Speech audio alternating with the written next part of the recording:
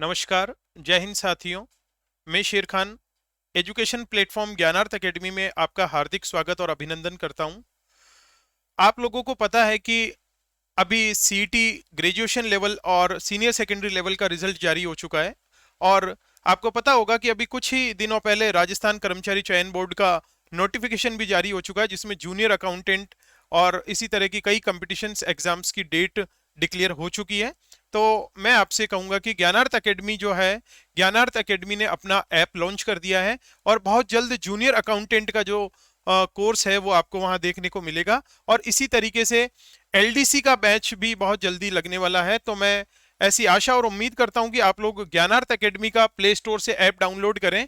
निश्चित रूप से जूनियर अकाउंटेंट का जो बैच आप लोगों के लिए, जूनियर अकाउंटेंट का जो कोर्स आने वाला है इस ज्ञानार्थ एकेडमी ऐप पर, वो बहुत ही नॉमिनल फीस में आप लोगों को अवेलेबल होगा। और मैं ऐसी आशा और उम्मीद करता हूं, भरोसा दिलाता हूं आपको कि आपने अगर एक बार ज्ञानार्थ एकेडमी ऐप से जूनियर अकाउंटेंट और एलडीसी का कोर्स अगर आपने परचेस किया है, तो इसके बाद में आपको किसी भी ऑनलाइन ऐप से या ऑनलाइन प्लेटफॉर्म से आपको जुड़ने की आवश्यकता नहीं होगी। बहुत राजस्थान के जो विशेषज्ञ हैं जूनियर अकाउंटेंट और एलडीसी का कोर्स आपको इस प्लेटफॉर्म पर करवाएंगे। आप धैर्य बनाए रखें, निश्चित रूप से आपके लिए ये ऐप बहुत लाभदायक होने वाला है। और इसी के साथ मैं आपको एक बात और बताना चाहूंगा कि अभी हाल ही में फर्स्ट ग्रेड ज्योग्राफी का रिजल्ट भी जारी हो चुका है और आने वाले समय में आपको पता है कि लगभग 10,000 के आसपास फर्स्ट ग्रेड की दोबारा से वैकेंसी आने वाली है। 10 से 12,000 पोस्टें हो सकती है उसके लिए। और हमारे जो ज्ञानार्थ एकेडमी के जो ऑनर और डायरेक्टर हैं मिस्टर एन.के. प्रजापति सर, उन्होंने खुद ने ज्योग्राफी से फर्स्ट ग्रेड क्लियर किया था और आज वो जो है लेक्चरर की पोस्ट पर, ज्योग्राफी की लेक्चरर की पोस्ट पर पोस्टेड हैं। तो बहुत जल्दी जैसे ही वैकेंसी अनाउंस होती है, वैसे ही तुरंत से जो है फर्स्ट ग्रेड ज्योग्राफी का भी कोर्स आप लोगों को इस ज्ञानार्थ एकेडमी ऐप पर देखने को मिलेगा और निश्चित रूप से आप उससे लाभान्वित होंगे, ऐसी मैं आशा और उम्मीद करता हूं। आज मैं आपके लिए एक बहुत ही स्पेशल क्लास लेकर आया हूं। परमाणु और अणु का जो कंसेप्ट है वो मैं आपको बताने जा रहा हूं। और आपकी जो ये क्लास है वो इसलिए ज्यादा इंपॉर्टेंट होने वाली है कि राजस्थान में जितने भी कॉम्पिटिशन्स एग्जाम होते हैं उनके सिलेबस में अगर जनरल साइंस का अगर सिलेबस में पोर्शन डाला जाता है तो उसमें निश्चित रूप से परमाणु और अणु का कंसेप्ट, परमाणु और अणु वाला चैप्टर आपको जरूर देखने को मिलेगा। और एक बात और ध्यान रखिए, परमाणु और अणु का जो ये चैप्टर है वो केमिस्ट्री के पोर्शन से लिया गया है। और ध्यान रखना, बायोलॉजी और एग्रीकल्चर के पोर्शन को फिर भी रट के तैयार किया जा सकता है, लेकिन केमिस्ट्री वाला कोई भी टॉपिक है, जब तक आपका उसका कंसेप्ट बिल्ड नहीं होता है तब तक आप एग्जाम में क्वेश्चंस अटेम्प्ट नहीं कर पाएंगे। तो मेरे प्यारे साथियों, मैं आपसे रिक्वेस्ट करता हूं कि आप परमाणु और अणु वाले कंसेप्ट को अच्छे से आप लोग समझें। निश्चित रूप से मैं आपसे वादा करता हूं कि आपने अगर इस प्लेटफॉर्म पर परमाणु और अणु वाला चैप्टर आपने पढ़ लिया तो इसके पश्चात आपको कहीं और से परमाणु और अणु वाला चैप्टर तैयार करने की आवश्यकता नहीं होगी। आप एक बार बिल्कुल अच्छे से मेरे साथ परमाणु और अणु को बिल्कुल जीरो से मैं शुरू करने वाला हूं। और खास तौर से आर्ट्स वाले विद्यार्थियों के लिए ये क्लास बहुत ही लाभदायक होने वाली है, क्योंकि first grade, REET, LDC, constable, पटवारी, जूनियर अकाउंटेंट जितने भी एग्जाम्स हैं उन सभी में परमाणु और अणु वाला कंसेप्ट आपके सिलेबस में दे रखा है। तो चलिए साथियों, शुरुआत करते हैं हम लोग। आज का हमारा टॉपिक रहने वाला है परमाणु और अणु। बात करेंगे हम लोग कि परमाणु किसे कहते हैं और अणु किसे कहते हैं। तो ध्यान रखना, परमाणु का जो डेफिनेशन होगा, पदार्थ का वह सूक्ष्मतम कण जिसे और अधिक विभाजित नहीं किया जा सकता है वो क्या कहलाएगा? परमाणु। प्रकृति में बहुत सारे पदार्थ होते हैं, उन पदार्थों में से कोई भी एक पदार्थ आपने लिया और उस पदार्थ के छोटे छोटे टुकड़े आप लोग करते गए, एक समय ऐसा आएगा कि वह पदार्थ अब उससे ज्यादा और अधिक विभाजित नहीं हो सकता है। तो जो सबसे छोटा कण होगा जिसको आप और अधिक विभाजित नहीं कर सकते हैं वो क्या कहलाएगा? परमाणु कहलाएगा। परमाणु किसी भी पदार्थ का अविभाज्य, ध्यान रखना इंपॉर्टेंट शर्त है, अविभाज्य। अविभाज्य मतलब ये अब इससे और अधिक नहीं टूटेगा, क्या कहलाएगा? परमाणु कहलाएगा। ध्यान रखना, परमाणु को अंग्रेजी में कहते हैं एटम। एटम ग्रीक भाषा का शब्द होता है जिसका अर्थ क्या होता है, अविभाज्य। तो परमाणु की पहली शर्त है कि पदार्थ का अविभाज्य कण। अब आपके मन में एक सवाल आ रहा है कि सर पदार्थ किसे कहते हैं, तो ध्यान रखना पदार्थ इस प्रकृति की वो हर एक वस्तु जिसका कुछ ना कुछ द्रव्यमान होता है और जो स्थान घेरती है। कोई भी वस्तु जिसका द्रव्यमान होता है, कोई सी भी वस्तु है प्रकृति में जिसका द्रव्यमान है, जिसका कुछ ना कुछ आप अपनी भाषा में समझ सकते हो, जिसमें कोई ना कोई भार मौजूद है और जो स्थान घेरती है। जैसे मेरे पास में ये पेन है, इस पेन का कुछ ना कुछ द्रव्यमान अवश्य है और ये स्थान घेर रही है, तो इसको हम लोग क्या कहेंगे, पदार्थ। पदार्थ को द्रव्य भी बोल सकते हैं और पदार्थ को अंग्रेजी में मैटर बोलते हैं। अब ये जो द्रव्य है, मुख्य रूप से तो इस द्रव्य की 3 अवस्थाएं होती है, हालांकि और भी बहुत सारी अवस्थाएं खोजी जा चुकी है, लेकिन मेनली पदार्थ की 3 अवस्थाएं होती है, ठोस, द्रव और गैस। ध्यान रखना, अब इन तीनों के बारे में हम लोग डिटेल से चर्चा करेंगे कि आखिर जो है ये ठोस क्या होता है, द्रव क्या होता है और गैस क्या होती है। ध्यान रखना, ठोस, द्रव और गैस के बारे में हम लोग बात करेंगे। तो ध्यान रखना कि सबसे पहले अगर आप लोग देखोगे कि जो ठोस होता है,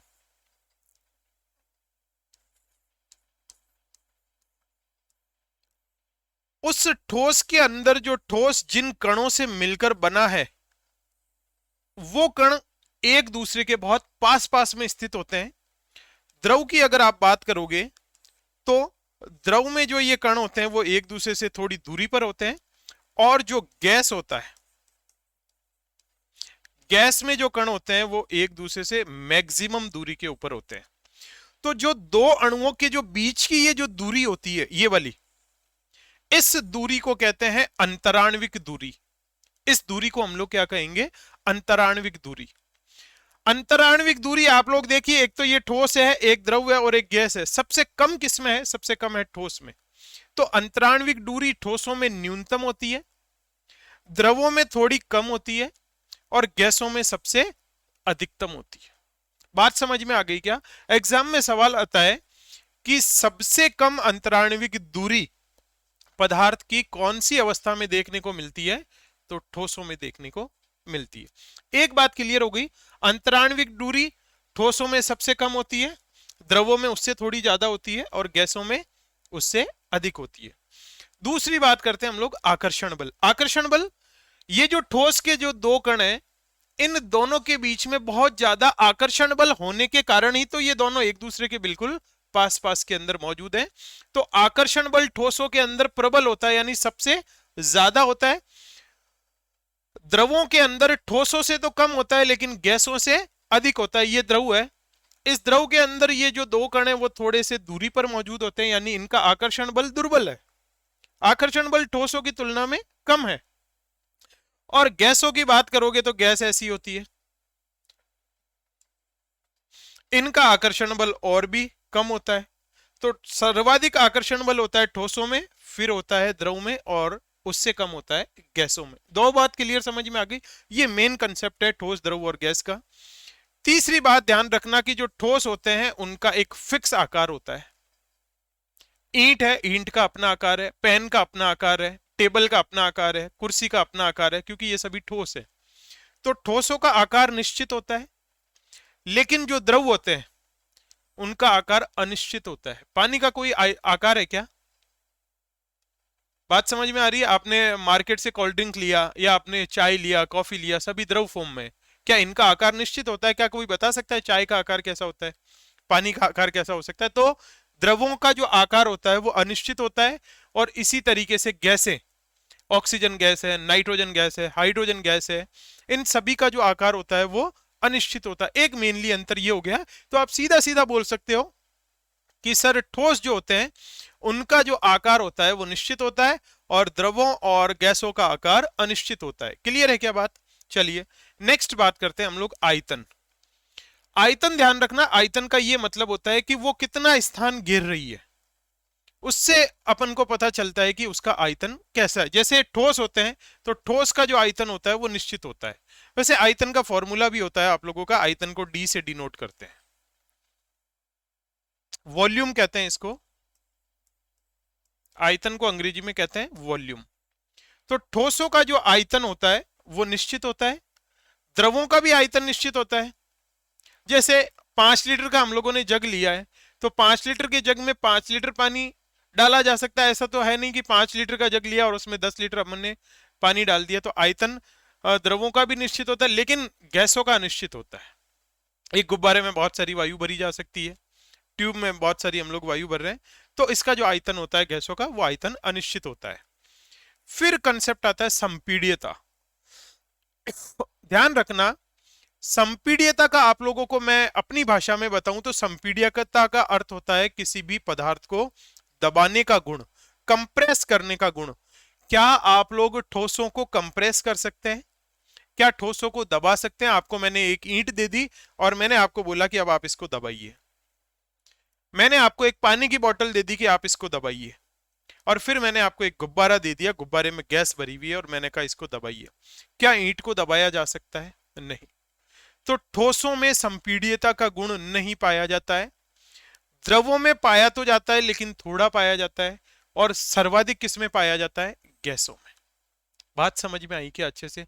एग्जाम में सवाल आ गया, पदार्थ की किस अवस्था की संपीड्यता अधिक होती है? गैसों की। और फिर लास्ट होता है घनत्व। सबसे कम घनत्व जो होता है वो ठोसों का होता है, उसके पश्चात द्रवों का घनत्व अधिक होता है, और सर्वाधिक घनत्व किसका होता है? गैस का होता है। घनत्व को डी से डिनोट करते हैं, और इसका फॉर्मूला होता है डी बराबर एम बटा हुआ वी। एम का मतलब है आपका द्रव्यमान,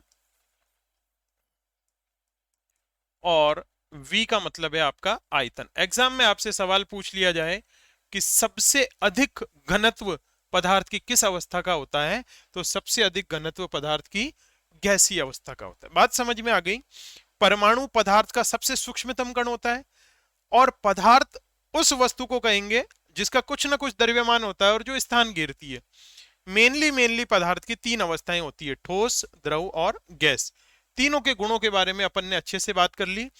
अब कुछ पदार्थ की और भी अवस्थाएं होती है, जैसे प्लाज्मा है, बॉस आइंस्टीन कंडेंसेशन है, फर्मियोनिक कंडेंसेट है। ऐसी बहुत सारी अवस्थाएं, लगभग 12 से 15 अवस्थाएं खोजी जा चुकी है, लेकिन वो रेयरली हम लोगों को देखने को मिलती है। मेनली हमारे काम में ठोस, द्रव और गैस आती है। कुछ और अवस्थाओं के बारे में हम लोग देख लेते हैं, जैसे प्लाज्मा। एग्जाम में सवाल आ सकता है कि द्रव्य यानी पदार्थ। ध्यान रखना, एक बात आप लोग अच्छे से ध्यान में रखना, द्रव्य अलग चीज है और द्रव अलग चीज है। द्रव्य को तो कहते हैं पदार्थ, वह कोई भी वस्तु जो अपना जो स्थान घेरती है और जिसका द्रव्यमान होता है वो द्रव्य या पदार्थ कहलाता है। एक ही बात है दोनों। लेकिन ये द्रव, ये तो एक अवस्था है। ये क्या है? एक अवस्था है। पदार्थ की ही एक अवस्था है द्रव। तो ध्यान रखना, द्रव्य और द्रव दोनों में अंतर है। हम लोग बात कर रहे हैं द्रव्य के बारे में, तो द्रव्य की चौथी अवस्था कौन सी है? प्लाज्मा है। और प्लाज्मा के बारे में आपको एक बात ध्यान रखना है कि प्लाज्मा उच्च ताप पर ही संभव है। प्लाज्मा केवल और केवल आपको वहां मिलेगी जहां पर हाई टेम्परेचर मौजूद होता है। और इस अवस्था में देखिए, क्योंकि टेम्परेचर ज्यादा है तो कण जो होते हैं वो अत्यधिक ऊर्जा वाले होते हैं और अत्यधिक उत्तेजित होते हैं, एक्साइटेड होते हैं बहुत ज्यादा। क्योंकि ध्यान रखना, किसी भी पदार्थ को जब टेम्परेचर दिया जाता है, जब उच्च तापमान दिया जाता है, तो उसके अंदर जो कण पाए जाते हैं वो एक्साइटेड हो जाते हैं, वो उत्तेजित हो जाते हैं। और जैसे ही उत्तेजित होते हैं वो ऊर्जावान हो जाते हैं। तो ध्यान रखना, प्लाज्मा के अंदर जो कण होते हैं वो अत्यधिक ऊर्जा वाले और अत्यधिक उत्तेजित होते हैं। प्लाज्मा कहां कहां पाई जाती है? फ्लोरोसेंट ट्यूब और नियॉन बल्ब में। हमारे जो बल्ब होते हैं, और फ्लोरोसेंट ट्यूब मतलब ये जो ट्यूबलाइट हमारे घरों में जो ट्यूबलाइट काम में आती है, और जो नियॉन के बल्ब जो है काम में आते हैं, उन सभी में पदार्थ की कौन सी अवस्था पाई जाती है? प्लाज्मा पाई जाती है। एग्जाम में सवाल आ जाए कि सूर्य और तारों की चमक का कारण क्या होता है? प्लाज्मा। चमक का कारण प्लाज्मा होता है, ध्यान रखना, टेम्परेचर का नहीं।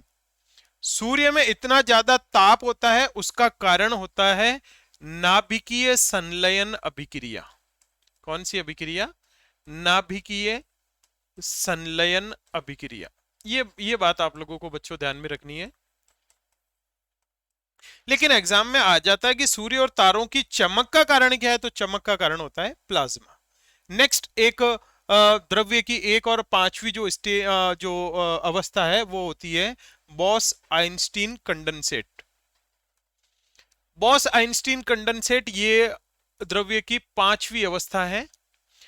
क्या होता है इसमें, सामान्य जो वायु होती है, हमारे जो आसपास जो नॉर्मल जो वायु है, उसका जो घनत्व होता है उसके 1,00,000वें भाग जितनी कम घनत्व वाली जो वायु होती है, हमारी जो सामान्य वायु होता है उसका जितना भी घनत्व होता है उससे 1,00,000वें भाग जितनी कम जो वायु होती है, उसको कम तापमान पर अगर आप ठंडा करते हो तो जो अवस्था प्राप्त होती है उसको हम लोग क्या कहते हैं, बॉस आइंस्टीन कंडेंसेट। दो वैज्ञानिक थे, सत्येंद्र नाथ बोस और आइंस्टीन, उन्होंने इस अवस्था की खोज की, इसीलिए उनके सम्मान में इसे बॉस आइंस्टीन कंडेंसेट कहा जाता है। ये पदार्थ की पांचवी अवस्था मानी जाती है। और छठी अवस्था है एक फर्मियोनिक कंडेंसेट, FIC। ये फर्मियोनिक कंडेंसेट क्या है, एक्चुअल में ये पोटेशियम जो परमाणु होता है, पोटेशियम जो तत्व होता है 19K, के का सिंबल, पोटेशियम का सिंबल के होता है और इसका परमाणु क्रमांक 19 होता है। इनका एक बादल होता है, इनका एक क्लाउड होता है,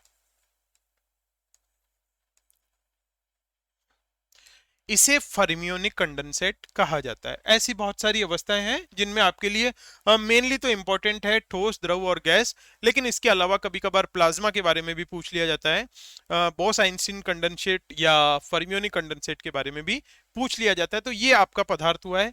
आगे हम लोग बात करेंगे, अब बात आ जाती है परमाणु के ऊपर, क्योंकि हमने कहा था कि परमाणु पदार्थ का सबसे न्यूनतम कण है। हम लोगों का टॉपिक परमाणु है, ना कि पदार्थ है। थोड़ा सा आपको उसके बारे में कि सर एकदम से माइंड में आता है कि आखिर पदार्थ क्या होता है, तो वह कोई भी वस्तु जो स्थान गिरती है और जिसका कुछ ना कुछ द्रव्यमान अवश्य होता है, वो क्या कहलाता है, पदार्थ कहलाता है। अब आगे बात करते हैं हम लोग परमाणु की हिस्ट्री के बारे में। तो ध्यान रखना कि सबसे पहले एक इंडियन दार्शनिक आए थे जिनका नाम था महर्षि कणाद। महर्षि कणाद ने बहुत सालों पहले, सदियों पहले एक बात बताई थी। उन्होंने सिंपल सा एक कंसेप्ट दिया था कि आप कोई भी पदार्थ लीजिए, उसके छोटे छोटे टुकड़े करते रहिए, अंत में एक ऐसी स्थिति आएगी जब आप उसे और अधिक छोटा नहीं तोड़ सकते हो। पदार्थ को जब आप लोग लगातार विभाजित कर रहे हैं, एक स्थिति ऐसी आएगी जब पदार्थ को आप और अधिक विभाजित नहीं कर सकते हैं। उस छोटे से कण को हम लोग क्या कहेंगे, परमाणु। देखिए, सर्वप्रथम महर्षि कणाद ने बताया कि पदार्थ को विभाजित करने पर वह छोटे छोटे कणों में विभाजित होता जाता है। अंत में ऐसी स्थिति आती है कि इसे और अधिक विभाजित नहीं किया जा सकता है। इस अविभाज्य कण को क्या कहते हैं, परमाणु कहते हैं। अर्थात किसी भी पदार्थ का जो सूक्ष्मतम कण होता है वो क्या कहलाता है, परमाणु कहलाता है। बात समझ में आ गई कि आपको अच्छे से। अब इंपॉर्टेंट बात है कि इस प्रकृति में जितने भी परमाणु पाए जाते हैं वो अस्थायी होते हैं, अनस्टेबल होते हैं। क्या होते हैं, अनस्टेबल होते हैं। सिर्फ और सिर्फ अक्रिय गैसों को छोड़कर। अब बात आती है कि अक्रिय गैसें कौन सी है, तो ध्यान रखना साथियों, आप लोगों का एक तो हीलियम, एक नियॉन, एक ऑर्गन, एक क्रिप्टॉन, एक जीनॉन और एक रेडॉन। ये 6 गैसें हैं। आप लोग जब आवर्त सारणी देखेंगे तो उस आवर्त सारणी में टोटल 18 वर्ग बने हुए हैं। आगे मैं आपका और आवर्त सारणी का जो भी टॉपिक आएगा तो उसको भी मैं डिटेल से पढ़ाऊंगा। तो आवर्त सारणी के अंदर वर्ग 18 में आपके 6 एलिमेंट्स जो होते हैं उनको अक्रिय गैसें कहा जाता है। अक्रिय गैसें, नाम से पता चल रहा है आपको अक्रिय। अक्रिय मतलब ये किसी से जनरली नॉर्मल कंडीशंस में किसी से क्रिया नहीं करती है, इसीलिए इनको क्या कहते हैं, अक्रिय गैसें कहते हैं। और ये अक्रिय गैसें जरूर स्टेबल होती है, बाकी के सारे जो परमाणु होते हैं वो कैसे होते हैं, अस्थायी होते हैं। तो अब इस प्रकृति का नियम है कि अगर कोई भी स्थायी नहीं है, अस्थायी है, तो वो स्थायी होने का प्रयास जरूर करता है। ठीक इसी तरीके से परमाणु भी अस्थायी है और वो स्थायी होने का प्रयास जरूर करेगा। तो परमाणु जो अस्थायी होता है वो स्थायित्व प्राप्त करने के लिए कुछ नियमों का, कुछ रूल्स को फॉलो करता है, जिन्हें हम लोग कहते हैं रासायनिक संयोजन के नियम, लॉज ऑफ केमिकल कॉम्बिनेशन। परमाणु लगभग अस्थायी अवस्था में होता है। और कभी भी स्वतंत्र रूप से नहीं पाया जाता है, तो परमाणु क्या करता है कि अपना स्टेबिलिटी बनाए रखने के लिए, अपना स्थायित्व बनाए रखने के लिए लगातार क्रियाएं करता रहता है। और परमाणु के क्रिया करने के लिए कुछ नियम जो है वो डिसाइड किए गए हैं कि आखिर परमाणु किसी के साथ रासायनिक अभिक्रिया करता है तो कौन कौन से नियम को वो फॉलो करता है। तो ध्यान रखना, रासायनिक संयोजन के नियम आंतोइन लुवासिए और जोसेफ प्राउस्ट ने दिए थे। ध्यान रखना, ये जो केमिकल कॉम्बिनेशंस के जो रूल्स हैं वो एक तो आंतोइन लुवासिए और एक जोसेफ प्राउस्ट ने दिए। इंपॉर्टेंट बात है, आंतोइन लुवासिए को फादर ऑफ केमिस्ट्री कहा जाता है।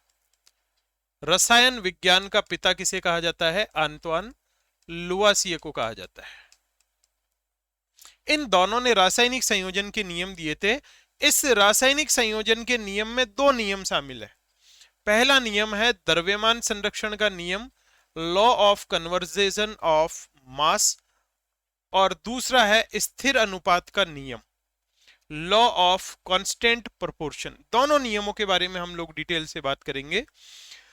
जो द्रव्यमान संरक्षण का जो नियम है वो देने वाले कौन थे? आंतोइन लुवासिए, जो फादर ऑफ केमिस्ट्री कहलाते हैं। उन्होंने सिंपल सी एक बात बोली है, और सिंपल सी बात उन्होंने क्या बोली कि रासायनिक अभिक्रिया के दौरान जब कोई परमाणु रासायनिक अभिक्रिया करता है उस दौरान द्रव्यमान को न तो उत्पन्न किया जा सकता है और न ही द्रव्यमान को नष्ट किया जा सकता है। रासायनिक अभिक्रिया के दौरान द्रव्यमान को न तो उत्पन्न किया जा सकता है और न ही नष्ट किया जा सकता है। कैसे? देखिए, ध्यान से मेरी बात सुनना। जैसे कि आपके पास में कोई एक कार्बन है और आपने उसकी अभिक्रिया करवा दी ऑक्सीजन के साथ, C+O2 मिलकर क्या बन गया? CO2। देखिए, हम लोग इसको जो है आपके ब्लैंक शीट पर ले लेते हैं। C+O2 मिलकर बन गया CO2। आप इसमें गौर से एक बात देखेंगे कि ये दोनों कहलाते हैं क्रियाकारक। ये क्या कहलाएंगे? क्रियाकारक, मतलब जो क्रिया करते हैं, और क्रिया करने पर ये जो चीज बनती है इसको हम लोग कहते हैं उत्पाद। आप देखेंगे कि इस एरो के इधर एक कार्बन है और उधर भी एक ही कार्बन है, और इसके इधर, तीर के इधर जो क्रियाकारक है उसमें 2 ऑक्सीजन के परमाणु मौजूद है और यहां पर भी 2 ऑक्सीजन के परमाणु मौजूद है। तो पहले जितना कार्बन था उतना ही कार्बन अभी है, पहले जितने ऑक्सीजन था अभी भी उतना ही ऑक्सीजन है। और दूसरी बात आप देखिए, कार्बन जो होता है उसका जो द्रव्यमान होता है, कार्बन का जो द्रव्यमान होता है वो होता है 12। कार्बन का द्रव्यमान कितना होता है? 12, और ऑक्सीजन का द्रव्यमान होता है 16। तो आप लोग देखिए कि यहां पर कार्बन एक ही है, एक कार्बन का अपन ने द्रव्यमान लिख दिया कितना? 12, और जो ऑक्सीजन है उस एक ऑक्सीजन परमाणु का द्रव्यमान होता है 16। द्रव्यमान का जो मात्रक होता है उसको लिखा जाता है U, U यानी यूनिफाइड मास। U का मतलब क्या होता है? यूनिफाइड मास।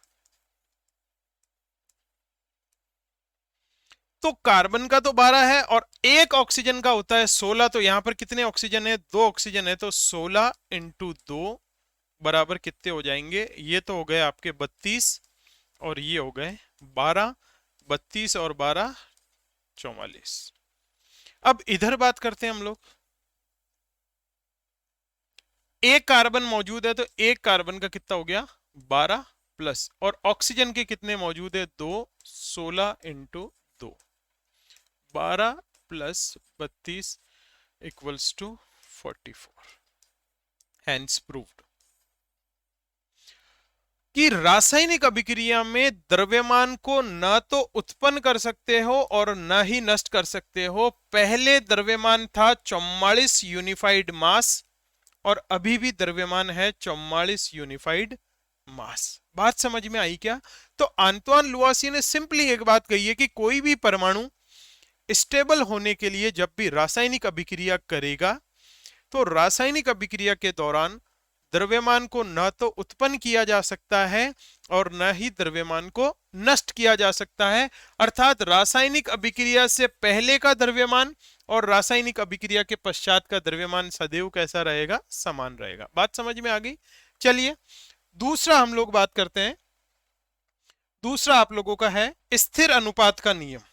दूसरा नियम कौन सा है? स्थिर अनुपात का नियम। जो स्थिर अनुपात का जो नियम है आपके, वो ये है कि किसी भी यौगिक में उपस्थित तत्व सदैव द्रव्यमान के निश्चित अनुपात में होते हैं। स्थिर अनुपात का नियम क्या कह रहा है कि किसी भी यौगिक में उपस्थित तत्व सदैव द्रव्यमान के निश्चित अनुपात में होते हैं। कोई भी यौगिक है, जैसे हम लोग जल की बात करें, अब जल के कई प्रकार होते हैं। जैसे एक वर्षा का जल है, दूसरा मृदा जल है ना। वर्षा का जल अलग हो गया, मृदा का जल अलग होता है, और समुद्रों का जल है, नदियों का जल है। तो ये बेसिकली ये कहना चाहता है कि जो जल का फॉर्मूला होगा वो होगा H2O। H2O में जो हाइड्रोजन है उसका एक हाइड्रोजन जो परमाणु होता है, एक हाइड्रोजन परमाणु का द्रव्यमान होता है 1 और ऑक्सीजन का द्रव्यमान होता है 16। तो आप लोग यहां से देखेंगे कि हाइड्रोजन का द्रव्यमान 1 और कितने हाइड्रोजन है? 2। 1 इंटू 2 प्लस ऑक्सीजन का द्रव्यमान है 16। तो 2 प्लस 16 बराबर 18 यूनिफाइड मास। मतलब जब भी आपको जल को बनाना है तो आपको हाइड्रोजन के 2 परमाणु और ऑक्सीजन का 1 परमाणु लेना होगा। या कोई सा भी जल आपके पास मौजूद है, चाहे वो वर्षा का जल है, चाहे वो समुद्री जल है, चाहे आपको मृदा में उपस्थित जल है, उन सभी का जो केमिकल फॉर्मूला होगा वो केमिकल फॉर्मूला हमेशा क्या होगा? H2O होगा। आप H2O के अलावा कोई भी जल नहीं बना सकते हैं। आपको जल बनाने के लिए हाइड्रोजन के 2 परमाणु और ऑक्सीजन का 1 परमाणु लेना होगा, तभी जल का निर्माण होगा। यानी किसी भी यौगिक में जो तत्व होगा वो सदैव द्रव्यमान के एक निश्चित अनुपात में होगा। यानी कि इसमें हाइड्रोजन का द्रव्यमान 2 होगा और ऑक्सीजन का द्रव्यमान 16 होगा, और दोनों का जो अनुपात होगा वो कितना होगा? 1:8 होगा। जब भी जल आप लोगों को बनाना है उसमें हाइड्रोजन और ऑक्सीजन का अनुपात आपको कितना रखना पड़ेगा? 1:8 का अनुपात आपको रखना पड़ेगा। ये 2 नियम रासायनिक संयोजन के नियम कहलाते हैं कि रासायनिक अभिक्रिया के दौरान द्रव्यमान को न तो उत्पन्न किया जा सकता है और न ही नष्ट किया जा सकता है। और दूसरी बात, किसी भी यौगिक में उपस्थित तत्वों के द्रव्यमान जो होंगे वो एक निश्चित अनुपात में मौजूद होंगे। वर्षा के जल में भी हाइड्रोजन और ऑक्सीजन का अनुपात 1:8 होगा। समुद्री जल में भी हाइड्रोजन और ऑक्सीजन का अनुपात 1:8 होगा। और फिर चाहे कोई सा भी जल मौजूद है उसमें हाइड्रोजन और ऑक्सीजन का अनुपात 1:8 होगा। क्लियर है क्या? आगे बात करते हैं हम लोग। आगे बात करते हैं अब परमाणु की जो हिस्ट्री है कि परमाणु कहां से आया, ये कंसेप्ट कहां से पता चला हम लोगों को। तो ध्यान रखना, सन 1808 में एक वैज्ञानिक थे जॉन डाल्टन, उन्होंने सबसे पहले परमाणु सिद्धांत दिया था। परमाणु का जो मूलभूत जो सिद्धांत दिया था वो सबसे पहले किसने दिया था? जॉन डाल्टन ने दिया था। कब दिया था? 1808 में। इसलिए परमाणु की खोज का श्रेय किसको जाता है? जॉन डाल्टन को जाता। आपके अगर एग्जाम में सवाल आ जाए कि परमाणु की खोज किस वैज्ञानिक के द्वारा की गई, परमाणु की खोज जॉन डाल्टन के द्वारा की गई। डाल्टन ने जो अपना सिद्धांत प्रस्तुत किया था उस सिद्धांत के बारे में हम लोग डिटेल से बात करेंगे।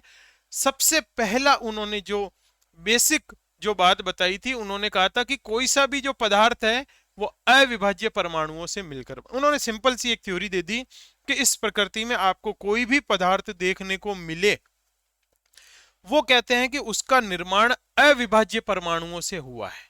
यानी कि अविभाज्य परमाणु मिलकर किसका निर्माण करते हैं? पदार्थ का। ये पहली उन्होंने बात कही थी। दूसरा उन्होंने कहा एक से अधिक तत्वों के सभी परमाणुओं के द्रव्यमान तथा गुणधर्म एक समान होते हैं। एक से अधिक कोई तत्व है उनके सभी परमाणुओं के द्रव्यमान और गुणधर्म एक समान होते हैं। जैसे एक तत्व है ऑक्सीजन। ऑक्सीजन प्रकृति में O2 के रूप में पाई जाती है। अकेला ऑक्सीजन का स्वतंत्र अस्तित्व नहीं होता है। तो इस O2 के अंदर दो परमाणु मौजूद है, ऑक्सीजन और ऑक्सीजन। तो वो ये कहना चाहता है एक से अधिक तत्वों के सभी परमाणुओं के जो द्रव्यमान और जो गुणधर्म है वो एक समान होते हैं। एक समान होने का ये मतलब है इस ऑक्सीजन का परमाणु क्रमांक 8 है तो इसका भी परमाणु क्रमांक 8 है, इसका द्रव्यमान 16 है तो इसका भी द्रव्यमान 16 है। जो ये रासायनिक गुणधर्म प्रदर्शित करेगा वैसा का वैसा ये रासायनिक गुणधर्म प्रदर्शित करेगा। तो एक से अधिक तत्वों के सभी परमाणु के द्रव्यमान और गुणधर्म एक समान होते हैं। नेक्स्ट हम लोग बात करते हैं इसकी जो तीसरी थ्योरम है,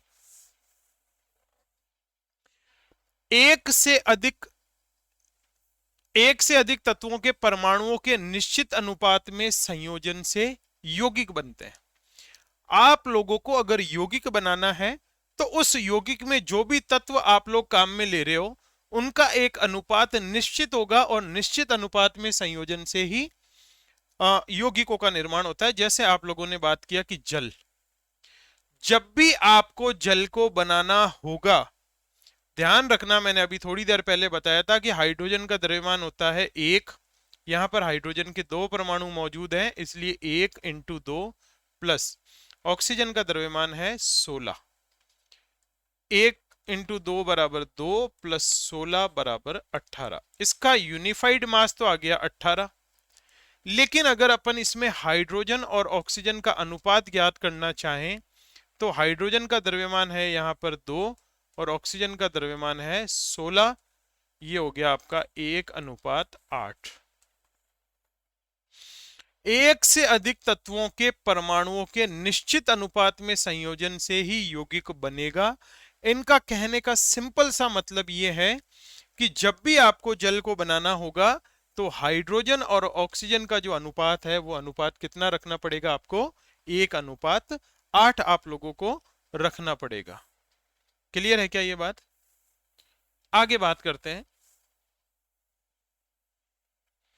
चौथा इन्होंने बताया कि रासायनिक अभिक्रियाओं में परमाणु पुनर्व्यवस्थित होते हैं।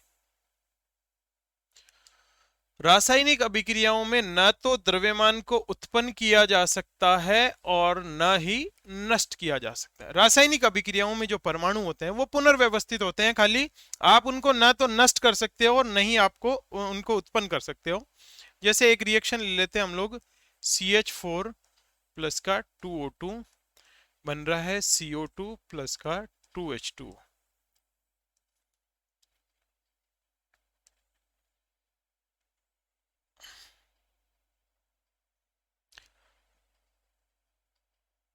देखिए ये आपके पास में जो रिएक्शन है, इस रिएक्शन में आप लोगों को सिंपल सी वो ये बात कहना चाहता है कि इधर जितना द्रव्यमान है रासायनिक अभिक्रिया के शुरुआत में, क्रियाकारकों का जो द्रव्यमान है वो का वही द्रव्यमान किसका होगा, उत्पादों का होगा। इधर हम लोग देख लेते हैं कि यहां पर एक तो कार्बन मौजूद है, एक हाइड्रोजन मौजूद है और एक ऑक्सीजन मौजूद है।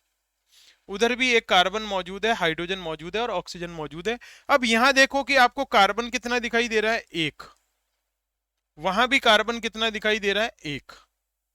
इधर देखिए कि हाइड्रोजन 4 है, कितने हैं, 4 है। इधर देखिए हाइड्रोजन कितने हैं, 2 दूनी 4। और फिर आती है बात ऑक्सीजन की, यहां पर ऑक्सीजन की परमाणुओं की संख्या है 4।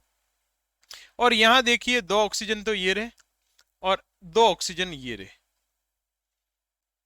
तो ये भी कितने हो गए, 4। रासायनिक अभिक्रिया के दौरान द्रव्यमान को न तो उत्पन्न किया जा सकता है और न ही नष्ट किया जा सकता है। ये बात कहने वाले कौन है, जॉन डाल्टन है। एक एग्जांपल आप लोग और देख लें। जैसे कि मान लीजिए आप लोगों ने किसी लकड़ी को जला दिया, लकड़ी के जलाने पर कार्बन डाइऑक्साइड गैस उत्पन्न होती है। तो इसको सिंपली हमारी लैंग्वेज में हम लोग लिखेंगे C+O2 मिलकर बना है CO2। अब देखिए यहां पर आप लोगों को ऐसा एरो बनाना है। यहां पर आपके पास कार्बन और ऑक्सीजन है, उधर भी कार्बन और ऑक्सीजन है। यहां पर कार्बन कितना है, 1 है, उधर भी कार्बन 1 है। यहां पर ऑक्सीजन कितने हैं, 2 है, यहां पर भी ऑक्सीजन कितने हैं, 2 है। इसे ही द्रव्यमान संरक्षण का नियम कहते हैं कि द्रव्यमान को न तो उत्पन्न किया जा सकता है और न ही नष्ट किया जा सकता है। बात समझ में आ गई? तो ये जॉन डाल्टन का परमाणु सिद्धांत था। आगे हम लोग बात करते हैं। अब बात आती है, आपको परमाणु वाला कंसेप्ट तो रेडी हो गया था, अब हम लोग बात करते हैं अणु के बारे में। आप लोगों को पता है कि पदार्थ की सबसे छोटी इकाई होती है परमाणु, और जब एक परमाणु दूसरे परमाणु के साथ जब जुड़ता है, या दो से अधिक परमाणु जब आपस में एक दूसरे के साथ जुड़कर जिसका निर्माण करते हैं, उसको हम लोग क्या कहते हैं? अणु कहते हैं। परमाणु प्लस परमाणु मिलकर किसका निर्माण करते हैं? अणु का निर्माण करते हैं। जैसे एक परमाणु था हमारे पास में हाइड्रोजन, दूसरा परमाणु आया हमारे पास हाइड्रोजन, और दोनों को मिलाकर हमने बना दिया H2। तो ये हाइड्रोजन तो है परमाणु, ये हाइड्रोजन भी है परमाणु, और ये H2 क्या है? अणु। बात समझ में आई क्या? ठीक इसी तरीके से एक एग्जांपल और लेते हैं। ऑक्सीजन प्लस का ऑक्सीजन मिलकर क्या बनाएगा? O2।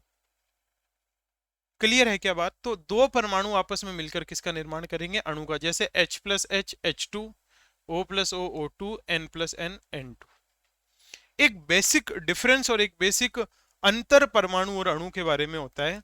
एक तो परमाणु कभी भी स्वतंत्र अवस्था में देखने को नहीं मिलेगा, जबकि अणु का स्वतंत्र अस्तित्व संभव है। कैसे? प्रकृति के अंदर O नहीं पाया जाता है, O2 पाया जाता है। ऑक्सीजन आपको कभी भी देखने को नहीं मिलेगा, इसका स्वतंत्र अस्तित्व संभव ही नहीं, अकेला नहीं रह सकता है। ये क्या करता है? ऑक्सीजन के एक परमाणु के साथ जुड़कर किसका निर्माण करेगा? O2 का निर्माण करेगा। तो अणु का स्वतंत्र अस्तित्व तो संभव है, लेकिन परमाणु का स्वतंत्र अस्तित्व संभव नहीं होता। एक चीज तो ये आपको ध्यान रखना है। और दूसरी बात है कि जो अणु होता है वो परमाणु की तुलना में ज्यादा स्थायी होता है। परमाणु आपको स्टेबल अवस्था में देखने को नहीं मिलेगा, खाली अक्रिय गैसों को छोड़कर। अक्रिय गैसें प्रकृति में स्थायी होती हैं, और जबकि बाकी सारे जो परमाणु होते हैं अक्रिय गैसों को छोड़कर, वो अक्रिय गैसें जो होती है वो तो स्थायी होती है, लेकिन बाकी के सारे जो परमाणु होते हैं वो अस्थायी होते हैं। और लगभग सभी परमाणु स्थायित्व प्राप्त करने के लिए ही रासायनिक अभिक्रियाओं का निर्माण करते हैं। आगे बात करते हैं हम लोग। अब एक सवाल आ गया आप लोगों का कि परमाणुकता ज्ञात कीजिए। आप लोगों को ये ऐसे 6 स्पीशीज दे रखी है, एक सवाल आ जाता है आपका कि इनका परमाणुकता ज्ञात कीजिए। तो ध्यान रखना, परमाणुकता कैसे ज्ञात करेंगे? कोई भी आप लोगों को कोई भी तत्व दे रखा है या कोई भी अणु आप लोगों को दे रखा है, उसमें जितने परमाणु मौजूद होते हैं वह उस तत्व की परमाणुकता कहलाती है। जैसे आपको पहला यहां पर H2 दे रखा है, तो आप लोग जैसे इस H2 को ऐसा करके लिखोगे ना, तो इसमें आप मुझे बताइए कि कितने हाइड्रोजन मौजूद है। कहोगे कि सर 2 हाइड्रोजन मौजूद है, तो बिल्कुल इसकी परमाणुकता कितनी होगी? 2 होगी। O2 में आप लोग, अब देखिए आपको बिल्कुल अच्छे से पता चल गया होगा, अब आप लोग फास्ट बता सकते हैं सर O2 की परमाणुकता भी 2 होगी। फिर पूछा कि नाइट्रोजन की परमाणुकता कितनी है, तो N2 को भी आप इस तरीके से लिखोगे तो नाइट्रोजन और नाइट्रोजन, तो इसकी भी परमाणुकता कितनी हो जाएगी? 2। आगे दे रखा है फॉस्फोरस। फॉस्फोरस का जो है सिंबल होता है P4। P4 रूप में पाई जाती है प्रकृति में फॉस्फोरस, तो इसकी परमाणुकता कितनी होगी? 4। और जो ये सल्फर है वो सल्फर के नीचे 8 लिखा हुआ है, यानी इसमें 8 सल्फर के परमाणु मौजूद होते हैं, तो इसकी परमाणुकता कितनी होगी? 8। और नीचे दे रखा है ऑर्गन। अब देखिए इसके अंदर किसी भी प्रकार की कोई भी संख्या यहां पर मौजूद नहीं है, तो इसीलिए इसकी परमाणुकता कितनी होगी? 0। परमाणुकता वाला मैटर आपको समझ में आया क्या? कोई सा भी एग्जाम्पल आप लोगों को दे दे, उस एग्जाम्पल की सहायता से आप बता सकते हो। जैसे हम लोग ले लेते हैं O3। O3 का मतलब क्या होता है? ओजोन। क्या आप बता सकते हैं कि इसकी परमाणुकता कितनी होगी? बिल्कुल बता सकते हैं, ओजोन की O3 की परमाणुकता होगी 3 होगी। बात समझ में आई क्या? लेकिन ध्यान रखना, जो अक्रिय गैसें होती है जिनके बारे में हम लोगों ने अभी पहले ही बात की थी, helium, neon, organ, krypton, xenon और रेडॉन, ये अक्रिय गैसें हैं। कौन सी गैसें हैं? अक्रिय। एग्जाम में ऐसा भी सवाल आप लोगों को देखने को मिल सकता है कि इनमें से कौन सी एक अक्रिय गैस नहीं है। इनमें से आपको 3 ये दे दिया और चौथा कोई और डाल दिया, तो इनको याद रखना है, helium, neon, argon, krypton, xenon और रेडॉन। इनकी सबकी जो परमाणुकता होती है वो 0 होती है। इनकी परमाणुकता कितनी होती है? 0 होती है। ये बात आप लोगों को ध्यान में रखनी है। क्लियर है? बात समझ में आ गई? तो यहां तक उम्मीद करता हूं कि आप लोगों को यहां तक सारी चीजें समझ में आई होगी। अब इसके बारे में आगे हम लोग बात करेंगे।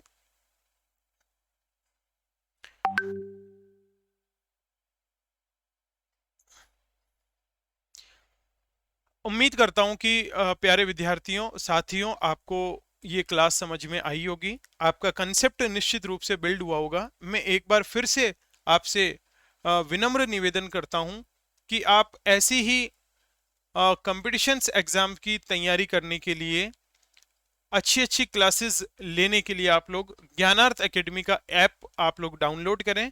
निश्चित रूप से ये आपके लिए बहुत ही हेल्पफुल और सहायक सिद्ध होने वाला है। ज्ञानार्थ एकेडमी के यूट्यूब चैनल को आप लोग सब्सक्राइब करें और प्ले स्टोर पे जाके ज्ञानार्थ एकेडमी का ऐप डाउनलोड करें। धन्यवाद। जय हिंद साथियों।